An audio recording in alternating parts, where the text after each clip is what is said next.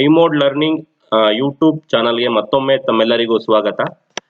ನಾವಿವತ್ತು topic number 5 ಪ್ರಿಯಾಂಬಲ್ನ ನೋಡಕ್ ಹೋಗ್ತಾ ಇದ್ದೀವಿ. ಓಕೆ, ಇಂಡಿಯನ್ ಪೊಲಿಟಿನಲ್ಲಿ topic 5 preamble of Indian constitution. Okay, American Constitution is the first constitution which adopted preamble in its constitution. ಇಡೀ world ನಲ್ಲೇ ತನ್ನ ಸಂವಿಧಾನಕ್ಕೆ ಪ್ರಿಯಾಂಬಲ್ ನ ಸೇರಿಸಿದಂತಹ ಮೊದಲನೇ ದೇಶ ಅಮೆರಿಕ. ಸೊ ಹಾಗಾದ್ರೆ ಪ್ರಿಯಾಂಬಲ್ ಅಂತಂದ್ರೆ ಏನು?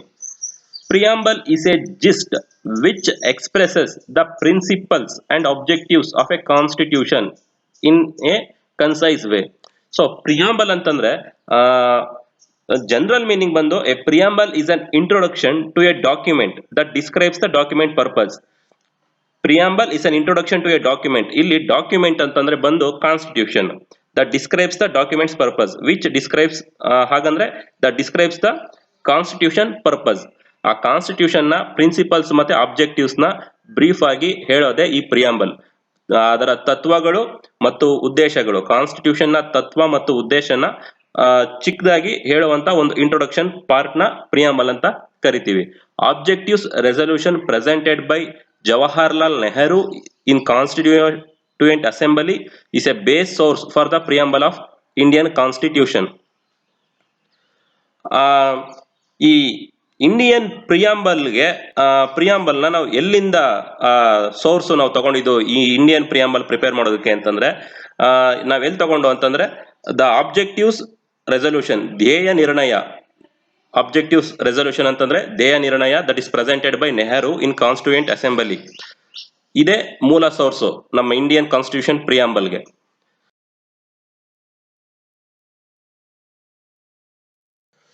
ಓಕೆ, ಪ್ರಿಯಾಂಬಲ್ ನ ನೋಡೋದಾದ್ರೆ ಫಸ್ಟ್ ನಿಮ್ಮ ಲೆಫ್ಟ್ ಸೈಡ್ ಅಲ್ಲಿ ಇರುವಂತದ್ದೇ ಪ್ರಿಯಾಂಬಲ್. ಈ ಸ್ಲೈಡ್ ನಲ್ಲಿ ಅದನ್ನ ಓದ್ತೀನಿ. We, the people of India, having solemnly resolved to constitute India into a sovereign, socialist, secular, democratic republic and to secure to all its citizens justice, social, economic and political, liberty of thought, expression, belief, faith and worship, equality of status and of opportunity, and to promote among them all fraternity, assuring the dignity of the individual and the unity and integrity of the nation. In our Constituent Assembly, this 26th day of November 1949, do hereby adopt, enact and give to ourselves this Constitution. So ನೋಡಿ, ಇದನ್ನ ನೀವು ತುಂಬಾ ಚೆನ್ನಾಗಿ full byte ಮಾಡ್ಕೊಂಬಿಡಿ. ನಮ್ teacher ನನಗೆ preamble ನ teach ಮಾಡ್ಬೇಕಾದ್ರೆ ಏನ್ ಹೇಳಿದ್ರು ಅಂತಂದ್ರೆ, ನೀವು ಯಾವ್ದಾದ್ರು ಇಂಟರ್ವ್ಯೂಗೆ ಹೋದಾಗ ಕಾನ್ಸ್ಟಿಟ್ಯೂಷನ್ ಬಗ್ಗೆ ಅಥವಾ ಏನಾದ್ರು ಕೇಳಿದ್ರೆ ಈ ಪ್ರಿಯಾಂಬಲ್ ಬಗ್ಗೆ ಏನು ಗೊತ್ತಾಗಿಲ್ಲ ನಿಮ್ಗೆ ಹೇಳ್ಬೇಕು ಅಂತಂದ್ರೆ ಈ ಪ್ರಿಯಾಂಬಲ್ ನ ನೀಟಾಗಿ ಹೇಳ್ಬಿಡಿ ಅಂತ ಹೇಳಿದ್ರು. ಸೊ ನೀವು ಪ್ರಿಯಾಂಬಲ್ ಹೇಳಿದ್ರು, ಅವ್ರು ನಿಮ್ಗೆ ಕಾನ್ಸ್ಟಿಟ್ಯೂಷನ್ ಬಗ್ಗೆ ಪ್ರಿಯಾಂಬಲ್ ಬಗ್ಗೆ ಏನೋ ಗೊತ್ತಿದೆ, ಇವ್ರಿಗೆ ಇಷ್ಟು ನೋಡ್ಕೊಂಡಿದ್ದಾರೆ ಅಂತ ಅವ್ರ ಮೈಂಡ್ ಬರುತ್ತೆ, ನೀವು ಅಷ್ಟನ್ನ ಹೇಳ್ಬಿಡಿ ಅಂತ ಹೇಳಿದ್ರು. ಮತ್ತೆ 96 ಅಲ್ಲಿ ಒಂದ್ಸಲ UPSC ನಲ್ಲಿ ಫುಲ್ ವಿ ಇಂದ ಹಿಡಿದು ದಿಸ್ ಕಾನ್ಸ್ಟಿಟ್ಯೂಷನ್ ಇಲ್ಲಿ ಗಂಟ ಫುಲ್ ಈ ಪ್ಯಾರನೆ ಒಂದು ಕ್ವಶನ್ ತರ ಕೊಟ್ಬಿಟ್ಟು ಅಲ್ಲಿ ಯಾವ್ದೋ ಎರಡು ವರ್ಡ್ ನ, ಇಂಪಾರ್ಟೆಂಟ್ ವರ್ಡ್ ನ, may be I think sovereign ಅಥವಾ ರಿಪಬ್ಲಿಕ್, ಅಲ್ಲಿ ಎಕ್ಸ್ ಅಂತ ಹಾಕ್ಬಿಟ್ಟು ಆಪ್ಷನ್ಸ್ ಅಲ್ಲಿ ಎಕ್ಸ್ ಅಂತ ಇರೋ ಜಾಗದಲ್ಲಿ ಏನ್ ರಿಪ್ಲೇಸ್ ಮಾಡುತ್ತೆ ಅಂತ ಕೇಳಿದ್ರು. ಅದೇ ಒಂದು ಈ ಪ್ರಿಯಾಂಬಲ್ ನೋಡ್ಕೊಂಡಿದ್ರೇನೆ 1 ಮಾರ್ಕ್ಸ್ ಗೇನ್ ಮಾಡ್ಬೋದಾಯ್ತು. ಸೊ ಇಲ್ಲಿ ಆರ್ಡರ್ಗಳು ತುಂಬಾ ಇಂಪಾರ್ಟೆಂಟ್. ಸಾವರಿನ್ ಆದ್ಮೇಲೆ ಸೋಷಿಯಲಿಸ್ಟೇ ಬರಬೇಕು, ಸೋಷಿಯಲಿಸ್ಟ್ ಆದ್ಮೇಲೆ ಸೆಕ್ಯುಲರ್ ಬರಬೇಕು, ತದಾದ ನಂತರ ಡೆಮೋಕ್ರೆಟಿಕ್, ರಿಪಬ್ಲಿಕ್. ಇಲ್ಲೂ ಅಷ್ಟೇ, first justice, liberty, equality, fraternity. So ಈ ಪ್ರಿಯಾಂಬಲ್ ನ the preamble of Indian constitution is divided into 4 parts. ಈ ಪ್ರಿಯಾಂಬಲ್ ನ 4 ಪಾರ್ಟ್ ಆಗಿ ಡಿವೈಡ್ ಮಾಡಲಾಗಿದೆ. ಸೋರ್ಸ್ ಆಫ್ ಅಥಾರಿಟಿ ಅಂತಂದ್ರೆ ಎಲ್ಲಿಂದ ತಗೊಂಡಿದೀವಿ, ಯಾರು ರಚನೆ ಮಾಡಿದ್ದು ಅಂತಂದ್ರೆ ಇಲ್ಲಿ ಇದೇನ್ ಹೇಳುತ್ತೆ, first line we the people of India, ಇದು ಬಂದು source of authority. Ideas or principles, ಆದರ್ಶಗಳು ಅಥವಾ ತತ್ವಗಳು, ಸಂವಿಧಾನದ ತತ್ವಗಳು ಯಾವುದು, sovereign, socialist, secular, democratic, republic. Then objectives of the constitution, ಗುರಿಗಳು, ಜಸ್ಟಿಸ್, ಲಿಬರ್ಟಿ, ಈಕ್ವಾಲಿಟಿ, ಫ್ರೆಟರ್ನಿಟಿ, ಮತ್ತೆ ಡೇಟ್ ಆಫ್ ಅಡಾಪ್ಷನ್. ಇಲ್ಲಿದೆ ನೋಡಿ, 26th day of November 1949 ಇಷ್ಟು. ಈಗ ನಾವು ಬಂದು ಈ ಸೋರ್ಸ್ ಆಫ್ ಅಥಾರಿಟಿನೇ ಒಂದು ಸ್ಲೈಡ್ ಅಲ್ಲಿ, ನೆಕ್ಸ್ಟ್ ಐಡಿಯಲ್ಸೇ ಒಂದು ಸ್ಲೈಡ್ ನಲ್ಲಿ, ಆಬ್ಜೆಕ್ಟಿವ್ಸ್ನೇ ಒಂದು ಸ್ಲೈಡ್ ನಲ್ಲಿ, ಡೇಟ್ ಆಫ್ ಅಡಾಪ್ಷನ್ನೇ ಮತ್ತೊಂದು ಸ್ಲೈಡ್ ನಲ್ಲಿ, ಹೀಗೆ ಬ್ರೀಫ್ ಆಗಿ ಡೆಪ್ತ್ ಆಗಿ ಎಕ್ಸ್ಪ್ಲೈನ್ ಮಾಡ್ಕೊಂಡು ನಾವು ನೆಕ್ಸ್ಟ್ ಸ್ಲೈಡ್ ನ ಅಲ್ಲಿ ಹೋಗ್ತೀವಿ. ಸೊ ಸೋರ್ಸ್ ಆಫ್ ಅಥಾರಿಟಿ ನೋಡೋದಾದ್ರೆ, the word "we the people of India" indicates that the real authority lies in the hand of common citizens, because the Constitution of India is written by peoples indirectly. It is peoples who has written and enforced the Constitution. Peoples given Constitution for themselves. So we the people of India ಅಂತಂದ್ರೆ ಭಾರತೀಯರಾದ ನಾವು ಅನ್ನೋ ಪದದಿಂದ ಈ source of authority start ಆಗುತ್ತೆ. ಅಂದ್ರೆ ಭಾರತದ ಸಂವಿಧಾನವು ತನ್ನ ಪ್ರಜೆಗಳಿಂದಲೇ ರಚಿಸಲ್ಪಟ್ಟಿದೆ ಅನ್ನೋದನ್ನ ಇದು ಸೂಚಿಸುತ್ತೆ. ಅಥಾರಿಟಿ ಅಂತಂದ್ರೆ ಅಧಿಕಾರ. The word "V the people of India" indicates ಏನ್ ಸೂಚಿಸುತ್ತೆ ಅಂತಂದ್ರೆ, ರಿಯಲ್ ಪವರ್, ರಿಯಲ್ ಅಧಿಕಾರ ಬಂದು ಭಾರತೀಯ ನಾಗರಿಕರ ಕೈಯಲ್ಲೇ ಇದೆ ಅಂತ ಸೂಚಿಸುತ್ತೆ. ವೈ, ಏಕೆ? Because the constitution of India is written by the peoples indirectly. Peoples ಹೋಗಲ್ಲಿ ಡೈರೆಕ್ಟ್ ಆಗಿ ಬರ್ದಿಲ್ಲ, ಬಟ್ ಇಂಡೈರೆಕ್ಟ್ ಆಗಿ ಪ್ರಜೆಗಳೇ ಬರ್ದಿರೋದು, ಭಾರತೀಯ ಪ್ರಜೆಗಳೇ ಈ ಪ್ರಿಯಾಂಬಲ್ ಅಥವಾ ಸಂವಿಧಾನನ ಬರ್ದಿರೋದು. ಅದು ಹೇಗೆ ಇಂಡೈರೆಕ್ಟ್ಲಿ ಅಂತಂದ್ರೆ, ಪೀಪಲ್ಸ್ ಎಲೆಕ್ಷನ್ ಮಾಡಿ ಮೆಂಬರ್ಸ್ ನ ಗೆಲ್ಸಿ ಕಾನ್ಸ್ಟಿಟ್ಯೂಯೆಂಟ್ ಅಸೆಂಬ್ಲಿಗೆ ಕಳಿಸಿದ್ದಾರೆ. ಅವರು ಒಂದಷ್ಟು ಕಮಿಟಿಗಳನ್ನ ಸೆಟ್ ಮಾಡಿ ವಿಶ್ವದ ಎಲ್ಲಾ ಸಂವಿಧಾನಗಳನ್ನು ಕೂಲಂಕುಷವಾಗಿ ಓದಿ ತಿಳ್ಕೊಂಡು ಭಾರತೀಯರಿಗೆ ಯಾವುದು ಪೂರಕವಾಗಿದೆ ಅನ್ನೋ ಅಂಶಗಳನ್ನ ತಗೊಂಡು 1935 ಕಾಯ್ದೆನಲ್ಲಿ 2/3 ಪಾರ್ಟ್ ನ ತಗೊಂಡು ನಮ್ಮ ಈ ವಿಶ್ವದಲ್ಲಿ ಅತಿ ದೊಡ್ಡ ಕಾನ್ಸ್ಟಿಟ್ಯೂಷನ್, ತುಂಬಾ ಲೆಂತಿಯೆಸ್ಟ್ ಕಾನ್ಸ್ಟಿಟ್ಯೂಷನ್ ಅನ್ನಬಹುದಂತ ನಮ್ಮ ಭಾರತೀಯ ಸಂವಿಧಾನವನ್ನು ಇವರು ರಚಿಸಿದ್ದಾರೆ. ಸೊ ಇದು ಭಾರತದ ಸಂವಿಧಾನವು ತನ್ನ ಪ್ರಜೆಗಳಿಂದಲೇ ರಚಿಸಲ್ಪಟ್ಟಿದೆ ಎಂಬುದನ್ನು ಸೂಚಿಸುತ್ತದೆ. ಈ ಮೂಲಕ ಪ್ರಸ್ತಾವನೆಯು ಪ್ರಿಯಾಂಬಲ್, ಈ ಮೂಲಕ ಪ್ರಸ್ತಾವನೆಯು ಪರಮಾಧಿಕಾರವನ್ನು, ಸುಪ್ರೀಂ ಅಥಾರಿಟಿನ ಸಿಟಿಸನ್ಸ್ಗೆ ಕೊಟ್ಟಿದೆ. ಇದು ನಮ್ಮ ರಾಷ್ಟ್ರದಲ್ಲಿ ಪ್ರಜೆಗಳೇ ಪರಮಾಧಿಕಾರದ ಮೂಲ ಅನ್ನೋದನ್ನ ಸೂಚಿಸುತ್ತೆ. ನಮಗೆ ನಾವೇ ಅರ್ಪಿಸಿಕೊಂಡಿದ್ದೇವೆ. It is the peoples who has written and enforced the constitution. ಜನರೇ ಬರೆದು ಅವರಿಗೆ ಅವರೇ ಅರ್ಪಿಸಿಕೊಂಡಿದ್ದಾರೆ. ಸೋರ್ಸ್ ಆಫ್ ಅಥಾರಿಟಿನಲ್ಲಿ ಇಷ್ಟನ್ನ ನೋಡ್ಕೊಳ್ಳಿ. Okay, ideals and principles of constitution. There are 5 principles which are base for the constitution: sovereign, ಸಾರ್ವಭೌಮ, socialist, ಸಮಾಜವಾದಿ, secular, ಜಾತ್ಯತೀತ, democratic, ಪ್ರಜಾಪ್ರಭುತ್ವ, republic, ಗಣರಾಜ್ಯ. ಓಕೆ, ಸಾವರಿನ್ ಅಂತಂದ್ರೆ ಏನಾಗಾದ್ರೆ, India is a sovereign state. Sovereign ಅಂತಂದ್ರೆ ಸಾರ್ವಭೌಮ ಅಂತ, ಸಾವರಿನ್ ಸ್ಟೇಟ್ ಅಂತಂದ್ರೆ ಸಾರ್ವಭೌಮ ರಾಷ್ಟ್ರ ಅಂತ. ದೆನ್ ಸಾವರಿನ್ ಅನ್ನೋದ್ರ ಮೀನಿಂಗ್ ಏನು? India is free to make any law or policies internally. The country can have relation with any other countries. Means sovereign ಅಂತಂದ್ರೆ ಇದು ಆಂತರಿಕ ಶ್ರೇಷ್ಠತೆಯನ್ನು ಹಾಗೂ ಬಾಹ್ಯ ಸ್ವಾತಂತ್ರ್ಯವನ್ನು ಪಡೆದುಕೊಂಡಿದೆ ಅಂತ ಅರ್ಥ. ಅಂತಂದ್ರೆ ಇಂಟರ್ನಲ್ ಆಗಿ, ಎಕ್ಸ್ಟರ್ನಲ್ ಆಗಿ ನಮ್ಮನ್ನ ಯಾವ ಶಕ್ತಿಗಳು ಅಥವಾ ಫೋರ್ಸ್ಗಳು ನಮ್ಮನ್ನ ಕಂಟ್ರೋಲ್ ಮಾಡ್ತಾ ಇಲ್ಲ. ನಮಗೆ ಇಲ್ಲಿ ಏನೇ ಡಿಸಿಷನ್ ತಗೋಬೇಕಾದ್ರೂ ನಾವೇ ತಗೊಳ್ಳೋದು, ನಮ್ಗೆ ಪರಮಾಧಿಕಾರ ಇದೆ. ಬೇರೆ ಯಾರ್ದೋ ಬೇರೆ ಕಂಟ್ರಿ ಅವ್ರ ಮಾತುಗಳನ್ನ ಕೇಳ್ಕೊಂಡು ನಾವು ಡಿಸಿಷನ್ ತಗೋಬೇಕಾಗಿಲ್ಲ, ಲಾಸ್ ಗಳನ್ನ ಮಾಡ್ಬೇಕಾಗಿಲ್ಲ, ಅಡ್ಮಿನಿಸ್ಟ್ರೇಷನ್ ಮಾಡ್ಬೇಕಾಗಿಲ್ಲ, ಮತ್ತೆ ಯಾರಿಗೂ ಸರ್ವೆಂಟ್ಸ್ ಅಲ್ಲ. India is a sovereign state. ಅಲ್ಲಿರೋ ನಾಗರಿಕರೇ ಅವ್ರಿಗೆ ಕಾನೂನು ಮಾಡ್ಕೊಂತಾರೆ, ಅವ್ರಿಗೆ ಸುಪ್ರೀಂ ಪವರ್ ಇದೆ. ಫಾರಿನರ್ಸ್ಗಳಿಗೆ ಎಂಟ್ರಿ ಇಲ್ಲ ಅಂತಂದ್ರೆ ಆಡಳಿತದಲ್ಲಿ. ಸೊ ಇಂಡಿಯಾ ಈಸ್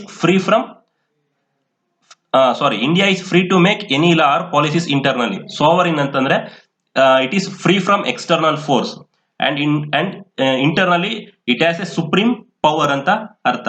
ಸೊ ನಾವು ಯಾವುದೇ ದೇಶಗಳ ಜೊತೆ ಬೇಕಾದ್ರೂ ಒಂದು ಒಳ್ಳೆ ಸ್ನೇಹ ಸಂಬಂಧಗಳನ್ನ ಬೆಳೆಸ್ಕೋಬಹುದು. ವಾಣಿಜ್ಯ ಉದ್ದೇಶಕ್ಕಾದ್ರೂ ಆಗಿರ್ಬೋದು, ಯಾವ ತರದ್ರಲ್ಲಿ ಬೇಕಾದ್ರೂ ಆಗಿರ್ಬೋದು.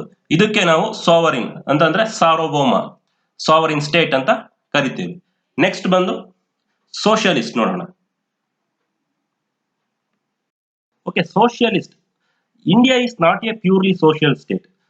The state tries to establish social pattern of society. Socialist ಅಂತಂದ್ರೆ, ಈಗ ಒಂದು ದೇಶನ ಸೋಷಿಯಲಿಸ್ಟ್ ಕಂಟ್ರಿ ಅಂತ ಹೇಳ್ಬೇಕಂತಂದ್ರೆ ಅಲ್ಲಿರೋ ಸರ್ಕಾರಕ್ಕೆ, ಅಂದ್ರೆ ಆಡಳಿತ ನಡೆಸ್ತಾ ಇರುವಂತ ಸರ್ಕಾರಕ್ಕೆ ಅಲ್ಲಿ ಆ ದೇಶಕ್ಕೆ ತನಗೆ ಲಾಭಕ್ಕಿಂತ ಜನರ ಕಲ್ಯಾಣವೇ ಮುಖ್ಯ ಅನ್ನೋದಕ್ಕೆ ಅನ್ನೋ ಒಂದು ಅರ್ಥದಲ್ಲಿ ಈ ಸೋಷಿಯಲಿಸ್ಟ್ ಅನ್ನೋ ಪದ ಇರೋದು. ಅಂದ್ರೆ ಲಾಭ ಮುಖ್ಯ ಅಲ್ಲ, ಜನರ ಕಲ್ಯಾಣ ಮುಖ್ಯ, ಜನರಿಗೆ ಒಳ್ಳೇದಾಗೋದು ಮುಖ್ಯ ಅಂತ ಕಂಟ್ರಿಗಳಿಗೆ ಸೋಷಿಯಲಿಸ್ಟ್ ಕಂಟ್ರಿಗಳು ಅಂತ ಕರಿತೀವಿ. ಆದ್ರೆ ಅದ್ ಹೇಗೆ ಅಂತಂದ್ರೆ India is not a purely social state. ಈಗ ಫಾರ್ ಎಕ್ಸಾಂಪಲ್, ಈಗ ಮಂತ್ಲಿ ಏನ್ ಮಾಡ್ತಾರೆ, ಒಂದು ಕಡಿಮೆ ರೇಟಲ್ಲಿ ಎಲ್ಲರೂ ಕೆಲವು ರಾಜ್ಯಗಳಲ್ಲಿ ಫ್ರೀಯಾಗಿ ಅಕ್ಕಿ ಬೇಳೆ ಆಗಿರ್ಬೋದು ಇದನ್ನೆಲ್ಲ ನ್ಯಾಯಬೆಲೆ ಅಂಗಡಿ ಮುಖಾಂತರ ಕೊಡ್ತಾರೆ. ಮತ್ತೆ ವಯಸ್ಸಾಗಿದ್ದವ್ರಿಗೆ ಪೆನ್ಷನ್ಸ್ ಕೊಡ್ತಾರೆ. ಮತ್ತೆ ವಿಡೋಸ್ಗಳಿಗೂ ಪೆನ್ಷನ್ ಕೊಡ್ತಾರೆ. ಮತ್ತೆ ಹೆಣ್ಮಕ್ಳುಗಳಿಗೆ ರಿಸರ್ವೇಶನ್ ಕೊಡ್ತಾರೆ. ಹೈಯರ್ ಎಜುಕೇಶನ್ ಅಲ್ಲಿ ಪ್ರಾವಿಷನ್ ಕೊಡ್ತಾರೆ ಅವ್ರಿಗೆಲ್ಲ. ಸೊ ನೋಡಿ, ಇಷ್ಟಕ್ಕೆಲ್ಲ ತುಂಬಾ ಖರ್ಚಾಗುತ್ತೆ. ಅದನ್ನ ಖರ್ಚು ಮಾಡದೆ ಗೌರ್ಮೆಂಟ್ ತನ್ನಲ್ಲೇ ತಾನು ಇಟ್ಕೊಂಡಿದ್ರೆ ಬೇರೆ ಯಾವ್ದಾದ್ರು ಒಂದು ಯೋಜನೆ ಮಾಡಿ ಲಾಭ ತಗೊಬೋದಾಗಿತ್ತು. ಬಟ್ ಆತರ ಮಾಡ್ತಾ ಇಲ್ಲ. ಅದೇ ಸೋಷಿಯಲ್ ಪದದ ಅರ್ಥ, ಸೋಷಿಯಲಿಸ್ಟ್ ಪದದ ಅರ್ಥ. ಸಮಾಜವಾದಿ ಅಂತಂದ್ರೆ ಜನರ ಕಲ್ಯಾಣ ಮುಖ್ಯ ಅದಕ್ಕೆ, ಸರ್ಕಾರಕ್ಕೆ ಲಾಭಕ್ಕಿಂತ. ಆದ್ರೆ India is not a purely social state. ಹೌದು, ಇಂಡಿಯಾ ಪ್ಯೂರ್ಲಿ ಸೋಷಿಯಲ್ ಸ್ಟೇಟ್ ಅಲ್ಲ, ಅದನ್ನ ಟ್ಯೂನ್ಡ್ ಸೋಷಿಯಲ್ ಸ್ಟೇಟ್ ಅಂತ ಕರೀತಾರೆ. ಹಾಗಂದ್ರೆ ಏನು ಅಂತಂದ್ರೆ, ಈಗ ಕೆಲವು ಪಬ್ಲಿಕ್ ಸೆಕ್ಟರ್ ಎಂಟರ್ಪ್ರೈಸಸ್ ಗಳೆಲ್ಲ ಇವೆ, ಮತ್ತೆ ಅಂದ್ರೆ ಸಾರ್ವಜನಿಕ ಉದ್ಯಮಿಗಳೆಲ್ಲ ಇವೆ. ಅದರಲ್ಲಿ ಬಂದಂತ ಲಾಭ ಡೈರೆಕ್ಟ್ ಆಗಿ ಸರ್ಕಾರಕ್ಕೆ ಹೋಗುತ್ತೆ. ಅಂತಂದ್ರೆ ಎಲ್ಲಾನು ಫ್ರೀ ಕೊಟ್ಬಿಡಲ್ಲ, ಎಲ್ರಿಗೂ ಫ್ರೀ ಕೊಡಲ್ಲ, ಸರಿನಾ? ಅಲ್ಲಿ ಬಂದಂತ ಲಾಭ ಡೈರೆಕ್ಟ್ ಸರ್ಕಾರಕ್ಕೆ ಹೋಗುತ್ತೆ. ಅದೇನು ಫ್ರೀ ಆಗಿ ಯಾರಿಗೂ ಕೊಡಲ್ಲ. ಅಲ್ಲಿ ಉತ್ಪಾದಿಸುವಂತದ್ದು HL ಆಗಿರ್ಬೋದು, ಒಂದು HMT ಕಂಪ್ನಿ ಆಗಿರ್ಬೋದು, ಇಂಡಿಯನ್ ಆಯಿಲ್ ಕಂಪ್ನಿ ಆಗಿರ್ಬೋದು, ಇದೆಲ್ಲ ಏನಾಗುತ್ತೆ, ಇದೆಲ್ಲ ಏನೋ ಮ್ಯಾನುಫ್ಯಾಕ್ಚರ್ ಮಾಡ್ತಾರೆ, ಜನರುಗಳಿಗೆ ಸೇಲ್ಸ್ ಮಾಡ್ತಾರೆ, ಮತ್ತೆ ಬಂದಂತ ದುಡ್ಡನ್ನ ಹೋಗಿ ಸರ್ಕಾರಕ್ಕೆ ಕೊಡ್ತಾರೆ. ಸೊ ಅಲ್ಲಿಗೇನಾಯ್ತು, ಸರ್ಕಾರಕ್ಕೆ ಇನ್ಕಮ್ ಬಂದಂಗಾಯ್ತು, ಅಂದ್ರೆ ಸರ್ಕಾರಕ್ಕೆ ಲಾಭ ಆದಂಗಾಯ್ತು. ಅದಕ್ಕೋಸ್ಕರ ಈ ಕಡೆ ಸರ್ಕಾರಕ್ಕೆ ಲಾಭನೂ ಆಗುತ್ತೆ, ಅವರು ಜನರಿಗೆ ಅಷ್ಟೇ ಫ್ರೀ ಆಗಿ ಪ್ರಾವಿಷನ್ಸ್ ಗಳನ್ನೆಲ್ಲ ಕೊಡ್ತಾರೆ, ಜನರಿಗೋಸ್ಕರ ಖರ್ಚು ಮಾಡ್ತಾರೆ. ಸೊ ಅದಕ್ಕೆ India is not a purely social state ಅಂತ ಕರಿತೀವಿ. The state tries to establish socialistic pattern. ಇದು ಈ ಸೆಕೆಂಡ್ ಲೈನ್ ಸಹ ಸೇಮ್ ಮೀನಿಂಗ್, ಅಂದ್ರೆ ಜನರ ಕಲ್ಯಾಣ ಮುಖ್ಯ ಸಮಾಜದಲ್ಲಿ ಅನ್ನೋದನ್ನ ತೋರಿಸುತ್ತೆ. The main objective of the government is to ensure the social welfareness. ಸರ್ಕಾರದ ಮುಖ್ಯವಾದ ಗುರಿ ಏನಂತಂದ್ರೆ ಜನರ ಕಲ್ಯಾಣ. The word socialist is not there in the constitution when it is adopted in 1950. 1950ರಲ್ಲಿ ಇದ್ದಂತ ಒರಿಜಿನಲ್ ಕಾನ್ಸ್ಟಿಟ್ಯೂಷನ್ ಅಲ್ಲಿ, ಅಂದ್ರೆ ಕಾನ್ಸ್ಟಿಟ್ಯೂಷನ್ ನ ಪ್ರಿಯಾಂಬಲ್ ನಲ್ಲಿ ಸೋಷಿಯಲಿಸ್ಟ್ ಅನ್ನೋ ಪದ ಇರಲ್ಲ. ಸೋಷಿಯಲಿಸ್ಟ್ ಅನ್ನೋ ಪದನ 1976ನೇ ಇಸ್ವಿಲಿ 42ನೇ ತಿದ್ದುಪಡಿ ಮುಖಾಂತರ ಪ್ರಿಯಾಂಬಲ್ಗೆ ಸೇರ್ಸ್ಕೊಂತೀವಿ. ಸೊ ಈಗ ಸೆಕ್ಯುಲರ್ ಅದ್ರ ಬಗ್ಗೆ ತಿಳ್ಕೊಳ್ಳೋದಾದ್ರೆ, India is a secular state because there is no state religion for head. ಅಂತಂದ್ರೆ ಈಗ ನಮ್ಮ ಇಂಡಿಯಾದಲ್ಲಿ ಬಹುಸಂಖ್ಯಾತರು ಅಂತಂದ್ರೆ ಹಿಂದೂಗಳು, ನಾವುಗಳು. ಅಲ್ಪಸಂಖ್ಯಾತರು ಅಂತ ಬಂತಂದ್ರೆ ಕ್ರಿಶ್ಚಿಯನ್ಸ್ ಬರ್ತಾರೆ, ಮುಸಲ್ಮಾನರು ಬರ್ತಾರೆ, ಬೌದ್ಧs, ಜೈನ್ಸ್ ಎಲ್ಲ ಬರ್ತಾರೆ. ಆದ್ರೆ ನಾವು 80% ಇದ್ದೀವಿ ಹಿಂದೂಸು ಅಂತ, ನಮ್ಗೆ ಅದು ಅಧಿಕೃತವಾದ ಧರ್ಮ, ಭಾರತದ ಅಧಿಕೃತವಾದ ಧರ್ಮ ಅಂತ ಕಾನ್ಸ್ಟಿಟ್ಯೂಷನ್ ಅಲ್ಲಿ ಎಲ್ಲೂ ಮೆನ್ಷನ್ ಮಾಡಿಲ್ಲ. ಸೊ ಸೆಕ್ಯುಲರ್ ಅಂತಂದ್ರೆ ಟ್ರೀಟಿಂಗ್ ಆಲ್ ರಿಲಿಜನ್ಸ್ ಈಕ್ವಲ್. ಎಲ್ರು ಈಕ್ವಲ್, ಎಲ್ಲಾ ರಿಲಿಜನ್ ಈಕ್ವಲ್ ಇಂಡಿಯಾದಲ್ಲಿ. So India is a secular state because there is no state religion for India's. Constitution ಅಲ್ಲಿ ಎಲ್ಲೂ ಮೆನ್ಷನ್ ಆಗಿಲ್ಲ there is no state religion for India ಅಂತಂದ್ರೆ. Constitution ಅಲ್ಲಿ ಏನಾದ್ರು ಯಾವ್ದಾದ್ರು ಒಂದು ಪರ್ಟಿಕ್ಯುಲರ್ ಆಗಿ ಒಂದು ಧರ್ಮ ಅಂತ ಮೆನ್ಷನ್ ಆಗಿದ್ರೆ ಭಾರತಕ್ಕೆ ಒಂದು ರಿಲಿಜನ್ ಅಂತ ಇರ್ತಾ ಇತ್ತು. ಬಟ್ ಯಾವುದು ಮೆನ್ಷನ್ ಆಗಿಲ್ದಿರೋ ಕಾರಣ there is no state religion for India. The constitution has given equal opportunity and status for all religion. ಎಲ್ಲಾ ಧರ್ಮದವ್ರಿಗೂ ಸಮಾನವಾದ ಆಪರ್ಚುನಿಟೀಸ್ ಗಳನ್ನ ಕೊಟ್ಟಿದೆ, ಒಳ್ಳೆ ಸ್ಥಾನಮಾನಗಳನ್ನ ಕೊಟ್ಟಿದೆ, ಒಬ್ರಿಗೆ ಹೆಚ್ಚು ಒಬ್ರು ಕಡಿಮೆ ಅಂತ ಮಾಡಿಲ್ಲ. ಸೊ ಈ ಸೆಕ್ಯುಲರ್ ಅನ್ನೋ ಪದ ಸಹ ಒರಿಜಿನಲ್ ಕಾನ್ಸ್ಟಿಟ್ಯೂಷನ್ ಅಲ್ಲಿ ಇರ್ಲಿಲ್ಲ 1950ನಲ್ಲಿ. ಇದನ್ನ 1976ನೇ ಇಸ್ವಿಲಿ 42ನೇ ತಿದ್ದುಪಡಿ ಮಾಡೋದ್ರ ಮುಖಾಂತರ ಇಂದಿರಾ ಗಾಂಧಿ ಅವರು ಪ್ರಿಯಾಂಬಲ್ಗೆ ಸೇರಿಸ್ತಾರೆ. ಓಕೆ, ಡೆಮೋಕ್ರೆಟಿಕ್ ಅನ್ನೋದನ್ನ ನೋಡೋಣ. India is A democratic state because people determines the political structures of the nation. ಅಂತಂದ್ರೆ ಡೆಮೋಕ್ರೆಟಿಕ್ ಅಂತಂದ್ರೆ ಪ್ರಜಾಪ್ರಭುತ್ವ. ಇಲ್ಲಿ ಪ್ರಜಾಪ್ರಭುತ್ವ ಅಂತ ಪ್ರಜೆಗಳದೇ ಪ್ರಭುತ್ವ, ಪ್ರಜೆಗಳಿಗೆ ಪವರ್ ಅಂತ ಅರ್ಥ. ಸೊ ಪ್ರಜೆಗಳು ಹೇಗೆ ತಮ್ಮ ಪವರ್ ನ ಎಕ್ಸರ್ಸೈಸ್ ಮಾಡ್ತಾರೆ ಅಂತಂದ್ರೆ ಅಂದ್ರೆ ಇಲ್ಲಿ ನೋಡಿ, because the India is a democratic state because the people determines the political structures of the nation ಅಂತಂದ್ರೆ ನಮ್ಮ ದೇಶದ ರಾಜಕೀಯ ರಚನೆಯನ್ನ ನಿರ್ಧರಿಸುವಂತವರೇ ಪ್ರಜೆಗಳು. ಪ್ರತಿ 5 ವರ್ಷಕ್ಕೂ ಒಂದ್ಸಲ ಎಲೆಕ್ಷನ್ ಮಾಡಿ ಅಲ್ಲಿ ಮತದಾರರು ತಮ್ಮ ಮತದಾನದ ಹಕ್ಕನ್ನು ಚಲಾಯಿಸಿ ನಮಗೆ ಯಾರು ಬೇಕು, ಯಾವ ನಾಯಕ ಬೇಕು, ಯಾವ ಪಾರ್ಟಿ ರೂಲ್ ಮಾಡಬೇಕು ಅಂತ ಪ್ರತಿ 5 ವರ್ಷಕ್ಕೊಮ್ಮೆ ಡಿಸೈಡ್ ಮಾಡ್ತಾರೆ. ಸೊ ಇದಕ್ಕೆ ಡೆಮೋಕ್ರೆಟಿಕ್ ಅಂತ ಅಂತೀವಿ. ಅವರ್ಸ್ ಇಸ್ ಇಂಡೈರೆಕ್ಟ್ ಡೆಮೋಕ್ರಸಿ ಅಂದ್ರೆ ಪೀಪಲ್ಸ್ ಇಲ್ಲಿ ಎಲ್ಲಾ ನಿರ್ಧಾರಗಳನ್ನು ತಗೊಳ್ಳಲ್ಲ. ಫಾರ್ ಎಕ್ಸಾಂಪಲ್ ಈ ಸ್ವಿಟ್ಜರ್ಲೆಂಡ್ ಅಲ್ಲಿ ಇಲ್ಲಿ ಎಲ್ಲ ಹೇಗೆ ಅಂತಂದ್ರೆ ಯಾವ್ದಾದ್ರು ಒಂದು ಕಾಯ್ದೆ ತರಬೇಕು ಅಂತಂದ್ರೆ ಜನ ಮತಗಣನೆ ಅಂತ ಮಾಡ್ತಾರೆ. ಅಲ್ಲಿ ಎಲ್ರದು ವೋಟ್ ಮುಖ್ಯ ಆಗುತ್ತೆ. ಪ್ರತಿಯೊಬ್ಬರು ಪ್ರಜೆಗಳದ್ದು ವೋಟ್ ಹಾಕಿಸ್ಕೊತಾರೆ. ಅಲ್ಲಿ ಮೆಜಾರಿಟಿ ಎಸ್ ಬಂತು ಅಂತಂದ್ರೆ ಆ ಕಾಯ್ದೆ ಮಾಡ್ತಾರೆ. ಬಟ್ ನಮ್ಮಲ್ಲಿ ಹಾಗಲ್ಲ. ನಮ್ಮಲ್ಲಿ ನಾವು ಎಲೆಕ್ಷನ್ ಮಾಡ್ತೀವಿ, ಎಲೆಕ್ಷನ್ ಮಾಡಿ ರೆಪ್ರೆಸೆಂಟೇಟಿವ್ಸ್ ನಾವು ಅಸೆಂಬ್ಲಿ ಕಳಿಸ್ತೀವಿ. ಅವರು ಅಲ್ಲಿ ಡಿಸಿಷನ್ ಮಾಡಿ ಅಲ್ಲಿ ಮೆಜಾರಿಟಿ ಬರಬೇಕು, ಜನರುಗಳದಲ್ಲ. So ours is indirect democracy. So republic ನೋಡೋದಾದ್ರೆ, ರಿಪಬ್ಲಿಕ್ ಅಂತಂದ್ರೆ ಏನು? India is a republic state because the head of the nation is being elected by the people indirectly. ನೋಡಿ, the head of the nation ಯಾರು? Prime minister ಅಲ್ಲ, president. ನಾವು ಇಲ್ಲಿ ಯಾವ ದೇಶದಲ್ಲಿ ಆ ದೇಶದ ಮುಖ್ಯಸ್ಥನನ್ನ ಜನರು ಆಯ್ಕೆ ಮಾಡ್ತಾರೋ ಅಂತ ದೇಶನ ನಾವು ರಿಪಬ್ಲಿಕ್ ಸ್ಟೇಟ್, ಗಣರಾಜ್ಯ ಅಂತ ಕರಿತೀವಿ. ನಾವಿಲ್ಲಿ ಪ್ರೆಸಿಡೆಂಟ್ಗೆ ಅಂತ ನಾವು ಎಲೆಕ್ಷನ್ ಮಾಡಿ ಎಲ್ಲಾ ಜನಗಳು ವೋಟ್ ಹಾಕಲ್ಲ. ಪ್ರೆಸಿಡೆಂಟ್ ನಾವು ಇಂಡೈರೆಕ್ಟ್ ಆಗಿ ಎಲೆಕ್ಟ್ ಮಾಡ್ತೀವಿ. ಇಂಡೈರೆಕ್ಟ್ ಆಗಿ ಹೇಗೆ ಅಂತಂದ್ರೆ, ನಾವು ಗೆಲ್ಸಿರುವಂತ ರೆಪ್ರೆಸೆಂಟೇಟಿವ್, ಅಸೆಂಬ್ಲಿ ಕಳ್ಸಿರುವಂತ ರೆಪ್ರೆಸೆಂಟೇಟಿವ್ಸ್ ಅಲ್ಲಿ ಒಂದು ಎಲೆಕ್ಷನ್ ಮಾಡಿ ಪ್ರೆಸಿಡೆಂಟ್ ನ ಆಯ್ಕೆ ಮಾಡ್ತಾರೆ. ಅಂತಂದ್ರೆ ರೆಪ್ರೆಸೆಂಟೇಟಿವ್ಸ್ ನ ಆಯ್ಕೆ ಮಾಡಿರೋದೇ ನಾವು ಪೀಪಲ್. ಈಗ ಅವ್ರು ಬಂದು ಪ್ರೆಸಿಡೆಂಟ್ ನ ಆಯ್ಕೆ ಮಾಡ್ತಾರೆ. ಅಂತಂದ್ರೆ ನಾವು ಡೈರೆಕ್ಟ್ ಪ್ರೆಸಿಡೆಂಟ್ ನ ಆಯ್ಕೆ ಮಾಡಲ್ಲ. ನಾವ್ ಎಲೆಕ್ಟ್ ಮಾಡಿ ಕಳ್ಸಿರುವಂತ ರೆಪ್ರೆಸೆಂಟೇಟಿವ್ಸ್ ಎಲೆಕ್ಟ್ ಮಾಡ್ತಾರೆ ಪ್ರೆಸಿಡೆಂಟ್ ನ. ಸೊ ಇದಕ್ಕೆ ನಾವು ಇಂಡೈರೆಕ್ಟ್ ಆಗಿ ಪ್ರೆಸಿಡೆಂಟ್ ನ ಎಲೆಕ್ಟ್ ಮಾಡಿದಾಗ ಆಗ್ತು. So India is a republic state. Republic is a system where the head of the state is being elected by people either directly ಅಥವಾ ಇಂಡೈರೆಕ್ಟ್ಲಿ. ಆ ಹೆಡ್ ಆಫ್ ದ ನೇಷನ್ ನ direct ಆಗಾದ್ರೂ election ಮಾಡಿ ಆಯ್ಕೆ ಮಾಡ್ಲಿ, ಅಥವಾ ಇಂಡೈರೆಕ್ಟ್ ಆಗಾದ್ರೂ ಎಲೆಕ್ಷನ್ ಮಾಡಿ ಆಯ್ಕೆ ಮಾಡ್ಲಿ. ಬಟ್ ಹೀಗೆ ಒಟ್ಟಿನಲ್ಲಿ ಆಯ್ಕೆ ಮಾಡಬೇಕು ಜನರಿಂದ ಅಂತ ಸಿಸ್ಟಮ್ ನ ರಿಪಬ್ಲಿಕ್ ಸಿಸ್ಟಮ್ ಅಂತ ಕರಿತೇವೆ. So objectives of the constitution, ಗುರಿಗಳೇನು? ನಮ್ಮ ಸಂವಿಧಾನದ ಗುರಿಗಳೇನು? Justice, liberty, equality, fraternity. ಇವು 4 ನಮ್ಮ ಸಂವಿಧಾನದ ಗುರಿಗಳು.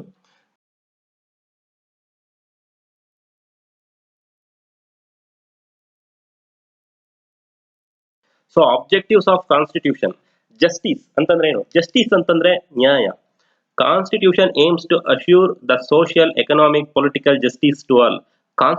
ನಮ್ಮ ಕಾನ್ಸ್ಟಿಟ್ಯೂಷನ್ ನ ಗುರಿ ಏನಂತಂದ್ರೆ ಎಲ್ಲರಿಗೂ ಸಾಮಾಜಿಕ ನ್ಯಾಯ ಒದಗಿಸ್ಬೇಕು, ಆರ್ಥಿಕ ನ್ಯಾಯ ಒದಗಿಸ್ಬೇಕು, ರಾಜಕೀಯವಾಗಿ ನ್ಯಾಯ ಒದಗಿಸ್ಬೇಕು ಎಲ್ರಿಗೂ. ಅದೇ ಹೇಗೆ ಒದಗಿಸ್ತಾ ಇದ್ದಾರೆ? ಸೋಷಿಯಲ್ ಅಂದ್ರೆ ಸಾಮಾಜಿಕ ನ್ಯಾಯ ಹೇಗೆ ಒದಗಿಸ್ತಾ ಇದ್ದಾರೆ ಅಂತ ಹೇಳೋದಾದ್ರೆ, ಫಾರ್ ಎಕ್ಸಾಂಪಲ್ ಈಗ ಸಾಮಾಜಿಕವಾಗಿ ಅಥವಾ ಶೈಕ್ಷಣಿಕವಾಗಿ ಈ ಪರಿಶಿಷ್ಟ ಜಾತಿ, ಪರಿಶಿಷ್ಟ ಪಂಗಡದವರು ಅಥವಾ ಹಿಂದುಳಿದ ವರ್ಗದವರು ಇವ್ರನ್ನೆಲ್ಲ ಮೇಲ್ಗಡೆ ತರಬೇಕು ಅಂತ ಗೌರ್ಮೆಂಟ್ ಏನ್ ಮಾಡಿದೆ, ಇವ್ರಿಗೆ ಉದ್ಯೋಗದಲ್ಲಿ ಮೀಸಲಾತಿ ಇದೆ. ಮತ್ತೆ ಯಾವ್ದಾದ್ರು ಈಗ ಒಂದು ಪದವಿನಲ್ಲಿ ಕೋರ್ಸ್ಗೆ ಸೇರ್ಪಡೆ ಮಾಡ್ಕೋಬೇಕು, ಅಲ್ಲೂ ರಿಸರ್ವೇಶನ್ಸ್ ಇದೆ. ಹೀಗೆ ಅವ್ರಿಗೆ ಒಂದು ಮೀಸಲಾತಿ ಕೊಡೋದ್ರ ಮುಖಾಂತರ ಸಮಾಜದ ಮುಖ್ಯ ಭೂಮಿಕೆಗೆ ಬರೋದಕ್ಕೆ ಅವ್ರಿಗೂ ಒಂದು ಅವಕಾಶ ಮಾಡಿಕೊಟ್ಟಿದೆ. ಬರೀ ಪರಿಶಿಷ್ಟ ಜಾತಿ, ಪರಿಶಿಷ್ಟ ವರ್ಗದವ್ರಿಗೆ ಅಲ್ಲ, ಮಹಿಳೆಯರಿಗೂ ಮೀಸಲಾತಿ ಕೊಡೋದ್ರ ಮುಖಾಂತರ ಅವ್ರಿಗೂ ಸಾಮಾಜಿಕ ನ್ಯಾಯ ಕೊಟ್ಟಿದೆ. ಎಕನಾಮಿಕ್ ಅಂತಂದ್ರೆ ಆರ್ಥಿಕ ನ್ಯಾಯ. ಆರ್ಥಿಕ ನ್ಯಾಯ ಹೇಗೆ ಕೊಟ್ಟಿದೆ ಅಂತಂದ್ರೆ, ಈಗ ಕೆಲವೇ ವ್ಯಕ್ತಿಗಳ ಕೈಯಲ್ಲಿ ರಾಷ್ಟ್ರದ ಆದಾಯ ಮತ್ತು ಸಂಪತ್ತು ಕೇಂದ್ರೀಕೃತವಾಗುವುದನ್ನು ತಡೆಗಟ್ಟುವುದಕ್ಕೆ ಹಾಗೂ ಎಲ್ಲಾ ಪ್ರಜೆಗಳ ಮೂಲಭೂತ ಅವಶ್ಯಕತೆಗಳನ್ನು ಪೂರೈಸಲಿಕ್ಕೆ ಅವಕಾಶ ನೀಡುತ್ತದೆ. ನೆಕ್ಸ್ಟ್ ಪೊಲಿಟಿಕಲ್ ಜಸ್ಟಿಸ್ ಅಂದ್ರೆ ರಾಜಕೀಯ ನ್ಯಾಯ ಹೇಗೆ ಕೊಟ್ಟಿದೆ ಅಂತ ಹೇಳೋದಾದ್ರೆ, ಈಗ ನಮ್ಮ ಕರ್ನಾಟಕದಲ್ಲಿ 28 ಲೋಕಸಭಾ ಏನಿದೆ ಸೀಟ್ಸ್ ಗಳಿದೆ. ಹಾಗೆ MLA ಎಲೆಕ್ಷನ್ ಇದರಲ್ಲಿ 224 ಸೀಟ್ ಇದೆ. ಅಲ್ಲಿ ಎಲ್ಲಾ ಕ್ಷೇತ್ರಗಳು ಸಾಮಾನ್ಯ ಕ್ಷೇತ್ರ ಅಲ್ಲ, ಅಂದ್ರೆ ರಿಸರ್ವೇಶನ್ ಬಂದು ಜನರಲ್ ಅಲ್ಲ, ಯಾರು ಬೇಕಾದ್ರೂ ಸ್ಪರ್ಧಿಸಬಹುದು ಅಂತ ಇಲ್ಲ.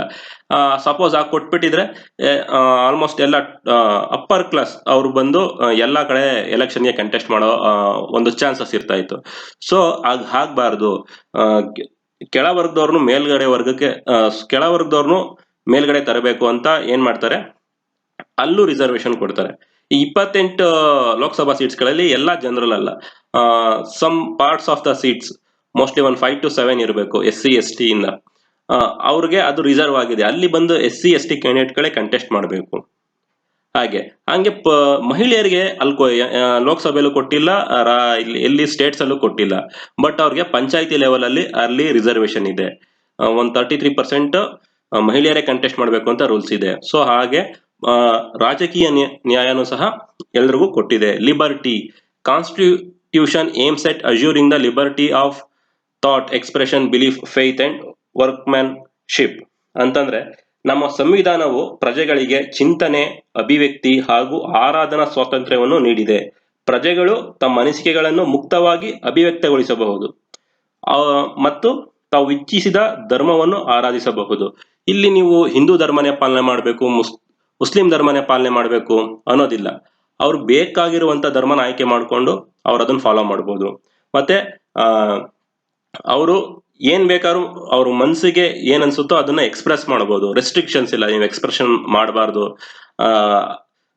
ಈ ತರ ವೇನಲ್ಲೇ ಮಾಡ್ಬೇಕು, ಮತ್ತೊಂದ್ ತರ ವೇನಲ್ಲಿ ಮಾಡ್ಬೇಕು ಅಂತ ಎಲ್ಲೂ ರೂಲ್ಸ್ ಅಂಡ್ ರೆಗ್ಯುಲೇಷನ್ಸ್ ಇಲ್ಲ. ನಿಮ್ಗೆ ಏನ್ ಅನ್ಸುತ್ತೋ ಅದನ್ನ ಹೇಳ್ಬೋದು. ನೆಕ್ಸ್ಟ್, ಈಕ್ವಾಲಿಟಿ, ಸಮಾನತೆ. Constitution basic objective is to ensure equal status and opportunity for all. ಭಾರತದ ಸಂವಿಧಾನವು ತನ್ನ ಪ್ರಜೆಗಳಿಗೆ ಸಮಾನ ಸ್ಥಾನಮಾನ ಮತ್ತು ಅವಕಾಶಗಳನ್ನು ನೀಡಿದೆ. ಜಾತಿ, ಮತ, ಧರ್ಮ, ಲಿಂಗ ಮತ್ತು ಸಾಮಾಜಿಕ ಸ್ಥಾನಮಾನ ಇವುಗಳ ಆಧಾರದ ಮೇಲೆ ಯಾವುದೇ ತಾರತಮ್ಯ ಮಾಡುವಂತಿಲ್ಲ ಅನ್ನೋದನ್ನ ಇದು ಹೇಳುತ್ತೆ.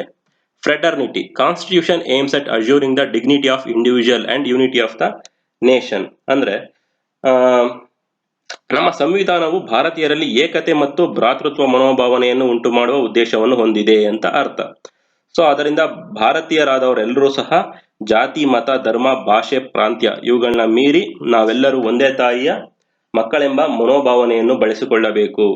ಇದು ರಾಷ್ಟ್ರೀಯ ಏಕತೆ ಮತ್ತು ಸಮಗ್ರತೆಗೆ ಪೂರಕವಾಗಿದೆ ಅನ್ನೋದನ್ನ ಈ ಫ್ರೆಟರ್ನಿಟಿ ಅನ್ನೋದು ಸೂಚಿಸುತ್ತೆ. ಈಗ ಪ್ರಿಯಾಂಬಲ್ ನ ಲಾಸ್ಟ್ ಪಾರ್ಟ್ ನೋಡೋದಾದ್ರೆ date of adoption. Preamble consisted the date of adoption 26th November 1949. 26th November 1949 ಅಲ್ಲಿ ಕಾನ್ಸ್ಟಿಟ್ಯೂಷನ್ ಎಲ್ಲ ಬರೆದ ಹಾಕಿ ನಾವು ಅದನ್ನ ಜಾರಿಗೊಳಿಸಿದಂತಹ ದಿನ, ಅಂದ್ರೆ ಅಡಾಪ್ಟ್ ಮಾಡ್ಕೊಂಡಂತ ದಿನ, ಅದನ್ನ 4th ಪಾರ್ಟ್ ಅಲ್ಲಿ ಮೆನ್ಷನ್ ಮಾಡಿದ್ದಾರೆ.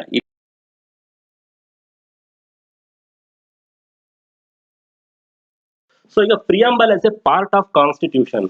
ಈಗ ಇಲ್ಲೇನಂತಂದ್ರೆ ಪ್ರಿಯಾಂಬಲ್ಲು ಕಾನ್ಸ್ಟಿಟ್ಯೂಷನ್ನೇ ಬೇರೆ, ಪ್ರಿಯಾಂಬಲೇ ಬೇರೆ ಅಂತನಾ, ಅಥವಾ ಕಾನ್ಸ್ಟಿಟ್ಯೂಷನ್ ನಲ್ಲಿ ಪ್ರಿಯಾಂಬಲ್ ಸಹ ಒಂದು ಭಾಗ ಅಂತಾನ? ಇದ್ರ ಬಗ್ಗೆ ಎಲ್ಲರಿಗೂ ಗೊಂದಲಗಳಿರುತ್ತೆ. ಅದಕ್ಕೆ ಸಂಬಂಧಪಟ್ಟಂತೆ ಸುಮಾರು ಪ್ರಕರಣಗಳು ಸುಪ್ರೀಂ ಕೋರ್ಟ್ ನ ನಡೆಯುತ್ತೆ. ಅದರಲ್ಲಿ ಎಕ್ಸಾಮ್ ಪಾಯಿಂಟ್ ಆಫ್ ವ್ಯೂ ಅಲ್ಲಿ ಕೆಲವೊಂದಷ್ಟು ಹೇಳೋದಾದ್ರೆ, ಬೇರುಬಾರಿ ಯೂನಿಯನ್ ಕೇಸ್ 1960 ಅಂತ 1960ರಲ್ಲಿ ಬೇರುಬಾರಿ ಯೂನಿಯನ್ ಕೇಸ್, ಈ ಪ್ರಕರಣದಲ್ಲಿ ಸುಪ್ರೀಂ ಕೋರ್ಟ್ ಒಂದು ಜಡ್ಜ್ಮೆಂಟ್ ಹೇಳುತ್ತೆ. ಏನಂತಂದ್ರೆ, supreme court highlighted the importance of preamble and at the same time it denied to consider it as a part of constitution.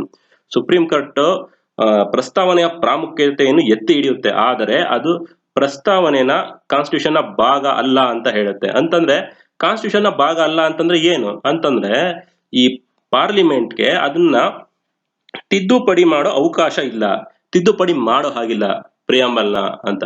ಅದು ಕಾನ್ಸ್ಟಿಟ್ಯೂಷನ್ ತಿದ್ದುಪಡಿ ಮಾಡಬಹುದು, ಅದು ಕಾನ್ಸ್ಟಿಟ್ಯೂಷನ್ ಅಲ್ಲೇ ಮೆನ್ಷನ್ ಆಗಿದೆ. ಬಟ್ ಪ್ರಿಯಾಂಬಲ್ ನ ತಿದ್ದುಪಡಿ ಮಾಡಬಹುದು ಅಂತ ಕಾನ್ಸ್ಟಿಟ್ಯೂಷನ್ ಎಲ್ಲೂ ಮೆನ್ಷನ್ ಆಗಿಲ್ಲ. ಸೊ ಇದೇನಾದ್ರೂ ಪ್ರಿಯಾಂಬಲ್ ಬಂದು ಕಾನ್ಸ್ಟಿಟ್ಯೂಷನ್ ನ ಪಾರ್ಟೇ ಆಗಿದ್ರೆ ಅದನ್ನ ತಿದ್ದುಪಡಿ ಮಾಡೋ ಹಾಗಾಗುತ್ತೆ, ಯಾಕೆಂದ್ರೆ ಇಟ್ ಇಸ್ ಎ ಪಾರ್ಟ್. ಆದ್ರೆ ಸುಪ್ರೀಂ ಕೋರ್ಟ್ ಏನಾಗುತ್ತೆ, ಪ್ರಿಯಾಂಬಲ್ ಬೇರೆ, ಕಾನ್ಸ್ಟಿಟ್ಯೂಷನ್ ಬೇರೆ ಅಂತ ಹೇಳುತ್ತೆ. ಇದರಲ್ಲಿ ಏನ್ ಇಂಪಾರ್ಟೆಂಟ್ ಅಂತಂದ್ರೆ, ಈ 1960 ಇಯರ್ ಇಂಪಾರ್ಟೆಂಟ್, ಮತ್ತೆ ಬೇರುಬಾರಿ ಯೂನಿಯನ್ ಕೇಸ್ ಯಾವ್ದು ರಿಲೇಟೆಡ್ ಆಗಿರೋದು ಅಂತಂದ್ರೆ, ಅದು ಬಂದು preamble as a part of constitution ಹೌದೋ ಅಲ್ವೋ, ಅದು ಈ ಕೇಸ್ಗೆ ಸಂಬಂಧಪಟ್ಟಿದ್ದು. ಇದಿಷ್ಟು ಇಂಪಾರ್ಟೆಂಟ್. ನೆಕ್ಸ್ಟ್ ಇನ್ನೂ ಒಂದೆರಡು ಪ್ರಕರಣಗಳಿವೆ, ಅದು ನೆಕ್ಸ್ಟ್ ಸ್ಲೈಡ್ಸ್ ಅಲ್ಲಿ ಈಗ ನೋಡಕ್ ಹೋಗೋಣ ಮುಂದೆ.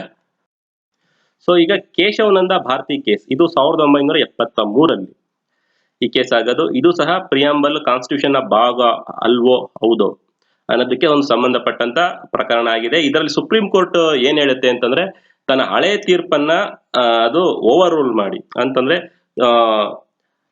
ಈಗ ಈ ತೀರ್ಪಲ್ಲಿ ಅದೇನ್ ಹೇಳುತ್ತೆ ಅಂತಂದ್ರೆ, ಪ್ರಿಯಾಂಬಲ್ ಕಾನ್ಸ್ಟಿಟ್ಯೂಷನ್ ನ ಭಾಗ ಅಂತ ಹೇಳುತ್ತೆ. 1960 ಬೇರುಬಾರಿ ಪ್ರಕರಣದಲ್ಲಿ ಏನ್ ಹೇಳಿರುತ್ತೆ, ಪ್ರಿಯಾಂಬಲ್ ಬೇರೆ ಕಾನ್ಸ್ಟಿಟ್ಯೂಷನ್ ಬೇರೆ, ಸಪರೇಟ್ ಅಂತ ಹೇಳಿರುತ್ತೆ. ಪ್ರಿಯಾಂಬಲ್ ಕಾನ್ಸ್ಟಿಟ್ಯೂಷನ್ ನ ಭಾಗ ಅಂತ ಹೇಳಿರಲ್ಲ. ಸೊ ತನ್ನ ತೀರ್ಪನ್ನ ತಾನೇ ಒಂದು ರದ್ದು ಮಾಡಿ ಈಗ ಏನ್ ಹೇಳುತ್ತೆ, ಪ್ರಿಯಾಂಬಲ್ ಬಂದು ಕಾನ್ಸ್ಟಿಟ್ಯೂಷನ್ ನ ಭಾಗ ಅಂತ ಹೇಳುತ್ತೆ. ಸೊ ಈಗ ಪ್ರಿಯಾಂಬಲ್ ನ ಭಾಗ ಅಂತ ಆದ್ರೆ ಈಗ ಏನಾಯ್ತು, ನಾವು ಪ್ರಿಯಾಂಬಲ್ ಸಹ ನಾವು ತಿದ್ದುಪಡಿ ಮಾಡಬಹುದು. ಸೊ ಈ ಒಂದು ಪಾಯಿಂಟ್ ನ ಇಟ್ಕೊಂಡು 1976 ಅಲ್ಲಿ 42ನೇ ತಿದ್ದುಪಡಿ ಮಾಡೋದ್ರ ಮುಖಾಂತರ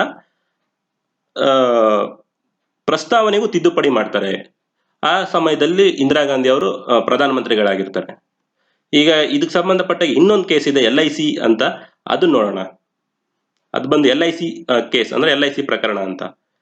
LIC ಕೇಸ್ ಆಫ್ ಇಂಡಿಯಾ, ಈ ಪ್ರಕರಣದಲ್ಲಿ ಇದು 1995 ಇಲ್ಲೂ ಸಹ ಡೇಟ್ ಇಂಪಾರ್ಟೆಂಟ್. ಮತ್ತೆ ಇದು LIC ಆಫ್ ಇಂಡಿಯಾ ಕೇಸ್ ಯಾವ್ದಕ್ಕೆ ರಿಲೇಟೆಡ್ ಆಗಿದೆ ಅಂತಂದ್ರೆ, ಪ್ರಿಯಾಂಬಲ್ಗೆ ರಿಲೇಟೆಡ್ ಆಗಿದೆ ಅಂತ ಕಾನ್ಸ್ಟಿಟ್ಯೂಷನ್ ಪ್ರಕಾರ ಹೋದ್ರೆ, ಸಾರಿ ಕಾನ್ಸ್ಟಿಟ್ಯೂಷನ್ ಸಬ್ಜೆಕ್ಟ್ ನ ಸ್ಟಡಿ ಮಾಡೋ ಇದ್ರಲ್ಲಿ ವೇನಲ್ಲಿ ಹೋದ್ರೆ LIC ಕೇಸ್ ಆಫ್ ಇಂಡಿಯಾ ಯಾವ್ದಕ್ಕೆ ಸಂಬಂಧಪಟ್ಟಿದ್ದು ಅಂದ್ರೆ, preamble as a part of constitution ಹೌದು ಅಲ್ವೋ ಇದಕ್ಕೆ ಸಂಬಂಧಪಟ್ಟಿದ್ದು ಅಂತ. ಸೊ ಇದು ಲಾಸ್ಟ್ ಕೇಶವನಂದ ಭಾರತಿ ಕೇಸಲ್ಲಿ ಏನ್ ಹೇಳಿರುತ್ತೆ ಅದನ್ನ ಸಹ ಇಲ್ಲಿ ಹೇಳುತ್ತೆ. Supreme court considered preamble as A integral part of constitution. Preamble ಬಂದು ಕಾನ್ಸ್ಟಿಟ್ಯೂಷನ್ ನ ಅವಿಭಾಜ್ಯ ಅಂಗ, ನೀವು ತಿದ್ದುಪಡಿ ಮಾಡಬಹುದು, ಬಟ್ ಅದರ ಬೇಸಿಕ್ ಪ್ರಿನ್ಸಿಪಲ್ಸ್ ಅಂತಂದ್ರೆ ಮೂಲ ತತ್ವಗಳಿಗೆ ಧಕ್ಕೆ ಆಗಬಾರ್ದು. ಮೂಲ ತತ್ವಗಳು ಯಾವುದು ಅಂತಂದ್ರೆ ಸಾವರಿನ್, ಸೋಷಿಯಲಿಸ್ಟ್, ಸೆಕ್ಯುಲರ್, ರಿಪಬ್ಲಿಕ್ ಇವೇ ಅದರದ ಬೇಸಿಕ್ ಪ್ರಿನ್ಸಿಪಲ್ಸ್ಗಳು. ಸೊ ಅದಕ್ಕೆ ನೀವು ಧಕ್ಕೆ ತರದಾಗೆ ನೀವು ತಿದ್ದುಪಡಿ ಮಾಡ್ಕೋಬಹುದು. ಮತ್ತೆ ಈ ಪ್ರಸ್ತಾವನೆ ಸಂವಿಧಾನದ ಅವಿಭಾಜ್ಯ ಅಂಗ ಅಂತ ಹೇಳುತ್ತೆ. ನೆಕ್ಸ್ಟ್ ಕಾನ್ಸ್ಟಿಟ್ಯೂಷನ್ ಬಗ್ಗೆ ಯಾರ್ಯಾರು ಏನೇನು ಹೇಳಿದ್ದಾರೆ ಅಂತ ನೆಕ್ಸ್ಟ್ ಸ್ಲೈಡ್ ಅಲ್ಲಿ ನೋಡೋಣ.